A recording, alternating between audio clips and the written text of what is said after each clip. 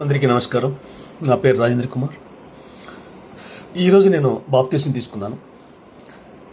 నేను హిందూగానే పుట్టాను, హిందూగానే మరణిద్దాం అనుకున్నాను. ఎందుకంటే దేవుని ఏ రూపంలో చూడొచ్చని పూర్తిగా నమ్మిన వాడిని. మా అమ్మ కూడా నాకు ఆ రకంగానే చెప్పింది. ఆవిడ పూర్తిగా కృష్ణుని యొక్క భక్తురాలు. మా మామగారు కూడా శ్రీరాముని భక్తుడు. నా భార్య కూడా శ్రీరాముని భక్తురాలి. అలాగే దేశంలో ఉన్న అన్ని గుళ్ళు చూసాం. మరి రెగ్యులర్గా అన్నవరం వెళ్ళి సత్యనవతం చేసుకునేవాళ్ళం. తిరుపతి వెళ్తూ ఉండేవాడిని. అలాగే అమ్మ కోసం నార్త్ ఇండియా వెళ్ళినప్పుడు మోదిర అక్కడ తీసుకెళ్లి శ్రీకృష్ణ జన్మస్థానం చూపించాను. అట్లాగే నేను కూడా తర్వాత అయోధ్య, కొత్తగా కట్టిన అయోధ్య రాముని దర్శించుకున్న. ఆ తర్వాత కాశీకి వెళ్ళాను.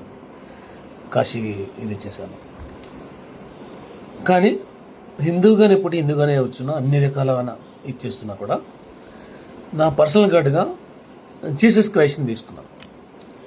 దానికి కొన్ని కారణాలు ఉన్నాయి. జీసస్ క్రైస్ట్ గురించి మా పెదనాన్న దగ్గర గారి వినండి, ఆయన చెప్పడం విని ఆయనలో ఉన్న కొన్ని మహోన్నతమైన లక్షణాలు, ముఖ్యంగా చనిపోయేటప్పుడు కూడా తను అప్పటిదాకా టార్చర్ పెట్టి చంపుతున్న వ్యక్తుల్ని వీళ్ళని క్షమించమని అడిగినప్పుడు నాకు అనిపించింది ఇది ఓన్లీ దైవ లక్షణం అని చెప్పేసి.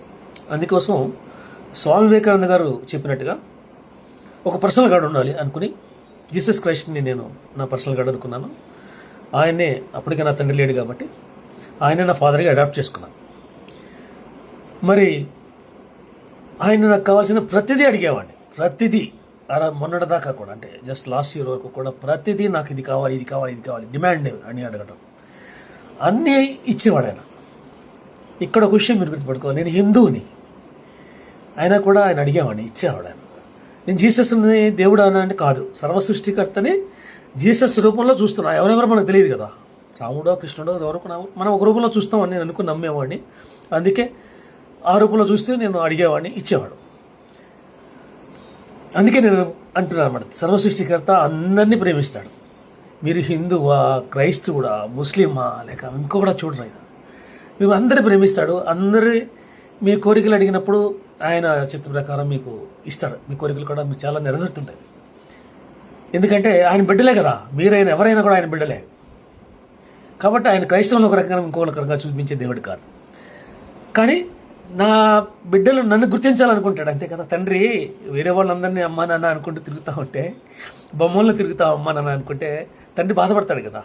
అట్లా ఆయన కూడా నా బిడ్డలు నన్ను గుర్తించాలి అనుకుంటాడు. నా మార్గంలో వెళ్ళాలి, నేను ఇలా ఉంటే బాగుంటుందని చెప్పి అనుకుంటాడు. సరే, ఈ సందర్భంలో నేను లాస్ట్ ఇయర్ మార్చి 31న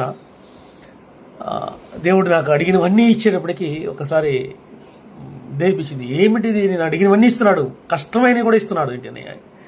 బస్సులో జర్నీ చేస్తున్నప్పుడు నా భార్య నిద్రపోతామని నేను దేవుడిని దండం పెట్టుకుని, అయ్యో తండ్రి అన్నీ ఇచ్చావు, అసలు నువ్వెవరు, నేను జీసస్ అంటున్నాను, సర్వసృష్టికర్తని, నువ్వెవరు నాకు తెలియాలి, నువ్వే నాకు కావాలి, నువ్వెవరో నాకు తెలియాలి, నువ్వే నాకు కావాలి అని చెప్పేసి నేను దేవుని ఏడుస్తూ ప్రార్థించాను.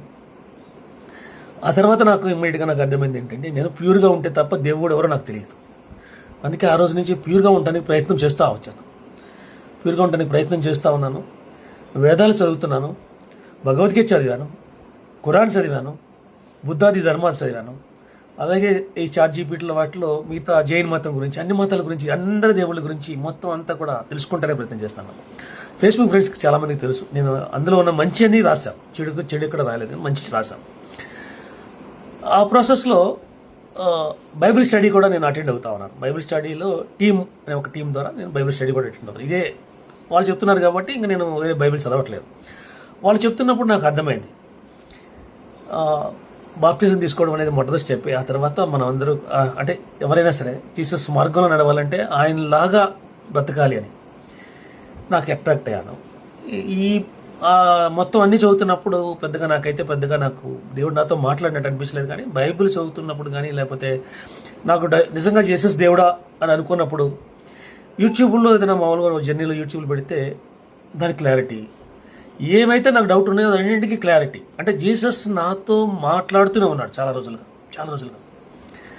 సరే, నేను క్రిస్మస్కి వీడియో చేశాను, శుభాకాంక్షలు చెప్తూ. ఆ తర్వాత బైబిల్లోని విషయాలే ఓన్లీ క్రిస్టియన్స్ని ఎడ్యుకేట్ చేద్దామని మొదలుపెట్టిన వీడియోలు. ఒక స్నేహితుడు, మీరు పాపాల గురించి వీడియో చేయలేదంటే నేను పాపాల గురించి కూడా వీడియో చేశాను. పాపాల గురించి వీడియో చేసినప్పుడు కోపం పాపం. కోపం అంటే అధిక కోపం వచ్చి అందరి మీద ఇచ్చేస్తాం కదా, మన కోపంలో మనం ఏం చేస్తాం తెలియదు, అది పాపం అని చెప్పింది. గర్వం పాపం అనింది, ప్రౌడ్గా ఉండటం పాపం అనింది, ఇతరులు జడ్జ్ చేయడం పాపం అనింది. అరే అప్పుడు దాకా నేను చాలా మంచివాడిని అనుకుని ఎంతోమంది సహాయం చేశాను, దేవుడు నన్ను వీళ్ళందరికన్నా నన్నే ముందు ఫ్రంట్లో పెడతాడు అనుకునేవాడిని. ఒక్కసారి నాకు సినిమాస్కోప్లో నాకు పాపాలన్నీ కనబడతా ఉన్నాయి. కనబడ్డప్పటికీ ఇంకొకసారి మళ్ళీ ఏడ్చి దేవుడికి, తండ్రి నేను ఇప్పుడు దాకా చాలా మంచివాడు అనుకున్నాను, నా పాపాలన్నీ నాకు చూపించావు, నా పాపాలన్నీ నన్ను క్షమించు అని చెప్పేసి దేవుడిని ప్రార్థించి, తర్వాత వెంటనే నాకు బైబిల్ ఇంకో వాక్యం, నువ్వు అన్నీ అడిగితే ఇచ్చిన దేవుడిని పరిశుద్ధాత్మ అడిగితే ఇవ్వడా అన్న. వెంటనే నన్ను పరిశుద్ధిగా ఉంచడానికి పరిశుద్ధాత్మ దేవుడిని ఇమ్మని అడిగాను.